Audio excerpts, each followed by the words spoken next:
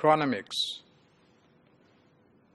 the study of how time affects communication and indicates how different time cycles affect our communication. Time is very important. All of us know. We save time, we buy time, right? And we do a lot of things. You know that why time is important. For example, as a student, if you get late, you know the consequence. As an employee, if you get late, you know the consequence. If you are to reach some place or reach at some meeting, you know that going before or going after can create problems. So the study of time is also very important, non-verbal aspect of non-verbal communication, because it conveys your attitude toward your professionalism, toward your work, towards your workplace, towards other people with whom you interact. So talk time and turn time.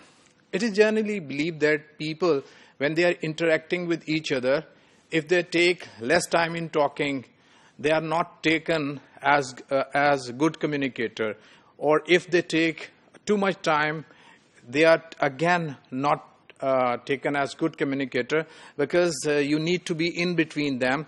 You need to give others chance to tell you about their minds or what they feel. You are not supposed to dominate a conversation. Lateness or promptness can send messages about our professionalism, dependability, or other personality traits. So if you are late, it means, especially in a professional situation, it means that you do not take care of your job or your colleagues or your seniors.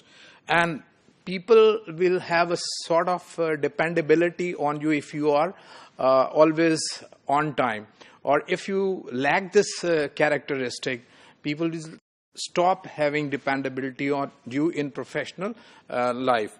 And your personality trait, the timing is one of the very important aspect of your personality trait. You will be taken as punctual. If you are punctual, you meet your assignments on time. So formal time usually applies to professional situation in which we are expected to be on time or even a few minutes early.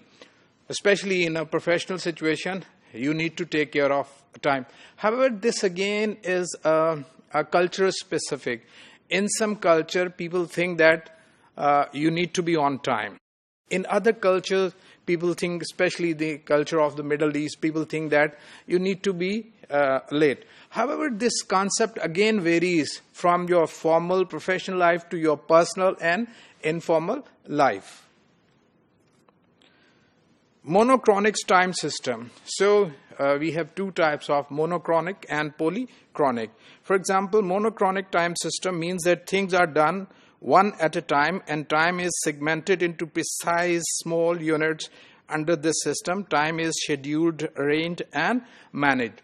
This concept of monochronic developed in 18th century in the Industrial Revolution in America, where it was supposed that people need to segment their time and their assignment, that they are supposed to do this assignment in this time and that assignment in other time. Contrary to this, the other concept has, the polychronic concept say that people can do multiple tasks while doing one thing.